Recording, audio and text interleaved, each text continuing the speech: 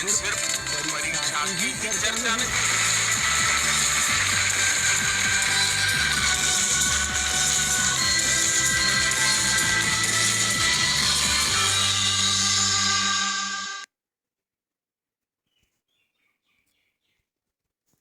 Hello साथियों, नमस्कार। एक बार पुनः आप सभी का फोरम ऑफ मैथमेटिक्स चैनल में स्वागत है। आज हम आपके सामने एक सनसनीखेज टॉपिक लेकर आए हैं, जिसमें हम आपको बताएंगे कि माननीय प्रधानमंत्री मोदी जी ने 1 अप्रैल 2022 को ताल कटोरा स्टेडियम से परीक्षा पे चर्चा कार्यक्रम में ऐसा क्या कहा कि लगभग 13 करोड़ छात्र छात्राएं, शिक्षक, अभिभावक लगातार 2.5 घंटे ऑनलाइन ऑफलाइन उनको सुनते रहे। मंच पर पहुंचकर माननीय प्रधानमंत्री जी भारतीय परंपरा के अनुसार हाथ जोड़कर आप सभी को नमस्कार कहकर सभी का अभिवादन किए और संपूर्ण ताल कटोरा स्टेडियम तालियों की गड़गड़ाहट से गूंज उठा।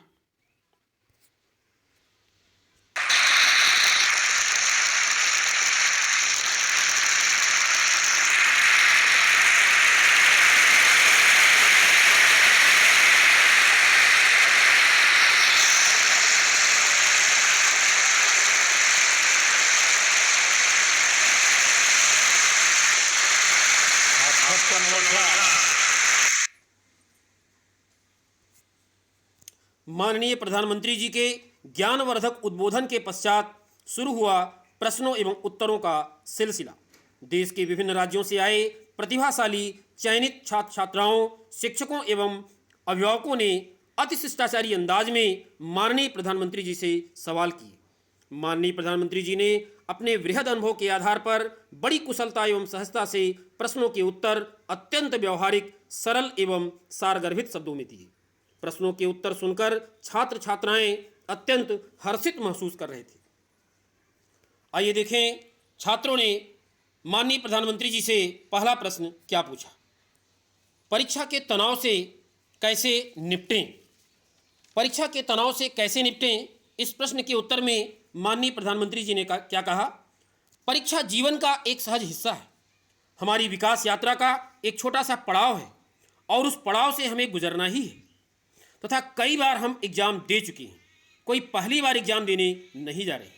इसके अतिरिक्त हमने जो पढ़ा है उस पर विश्वास करें और यही विश्वास आपको परीक्षा के तनाव से निपटने में मदद करेगा। दूसरा प्रश्न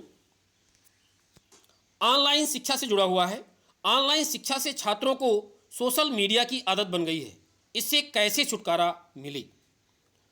माननीय प्रधानमंत्री जी ने कहा, जब आप ऑनलाइन रीडिंग करते हैं तो सचमुच रीडिंग करते हैं या रील देखते हैं। यदि हमारा मन पूरी तरह से विषय वस्तु से जुड़ा है तो क्या ऑनलाइन और क्या ऑफलाइन। इस प्रकार समस्या ऑनलाइन या ऑफलाइन की नहीं है, समस्या मन की है। अतः इस समस्या से निपटने के लिए मन को नियंत्रित कीजिए। वास्तव में ऑनलाइन को एक अवसर के रूप में लेना चाहिए। उन्होंने कहा कि ऑनलाइन पाने के लिए है और ऑफलाइन बनने के लिए। मुझे कितना पाना है और कितना अर्जित करना है, मैं ऑनलाइन जाकर दुनिया के जिस छोर में जो भी उपलब्ध है उसे मोबाइल फ़ोन पर लाऊंगा और ऑफलाइन ऑनलाइन जो मैंने पाया है उसे ऑफलाइन तैयार कर अपने आप को विकसित करूंगा। इस प्रकार अगला प्रश्न राष्ट्रीय शिक्षा नीति से संबंधित है, जो छात्रों ने माननीय प्रधानमंत्री जी से पूछा।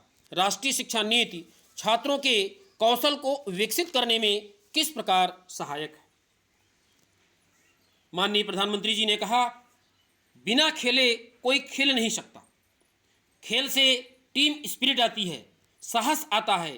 खेल पहले एक्स्ट्रा एक्टिविटी थी, किंतु राष्ट्रीय शिक्षा नीति में उसे कोर्स का अनिवार्य अंग बना दिया गया है। उन्होंने कहा, पूरी दुनिया में स्किल का महत्व बढ़ गया है। ज्ञान का भंडार पर्याप्त नहीं है, स्किल भी होना चाहिए, हुनर भी होना चाहिए।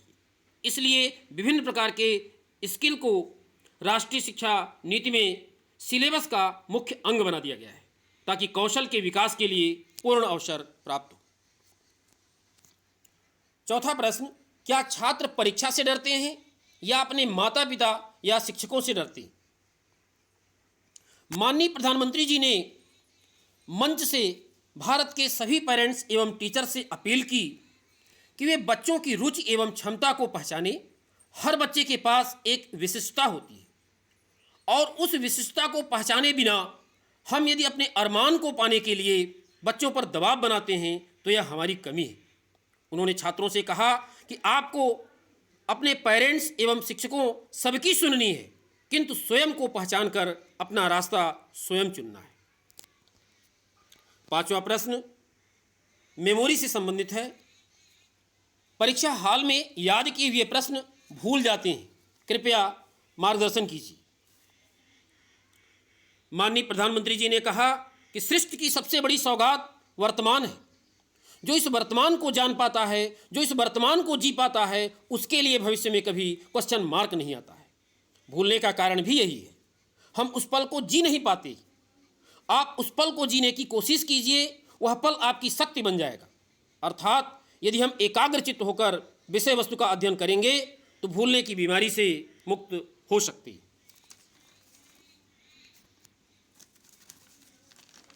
इसके पश्चात माननीय प्रधानमंत्री जी ने कार्यक्रम के अंतिम चरण में वह बात कही जिसके कारण मुझे यह वीडियो बनाना पड़ा। सुनिए उन्हीं की जुबानी। ये परीक्षा की चर्चा क्यों करते हैं? एग्जाम में तो ठीक है, टीचर ने बहुत कुछ समझा दिया होगा। आपका लाभ होता है कि नहीं होता है मुझे मालूम नहीं है। मेरा लाभ होता है, मेरा लाभ ये होता है जब मैं आपके बीच में आता हूं तो मैं 50 साल छोटा हो जाता हूं और मैं अपने आप को आपकी उम्र से कुछ ठीक करके ग्रो करने की कोशिश करता हूं। यानी मेरी पीढ़ी नहीं बदलती है, मैं आपके साथ जुड़ने के कारण हमेशा आपके मन को समझता हूं, आपकी आशा आकांक्षाओं को समझता हूं, मेरी जिंदगी को उसमें ढालने की कोशिश करता हूं और इसलिए ये कार्यक्रम मुझे बनाने में काम आ रहा है, मेरे सामर्थ्य को बढ़ाने में काम आ रहा है और इसलिए मैं आपके बीच आता हूं। मुझे आज अपने को ढालने के लिए, अपने को भरने के लिए, खुद को कुछ सीखने के लिए आप सबने समय दिया, इसलिए मैं आपका आभारी हूं। बहुत बहुत धन्यवाद।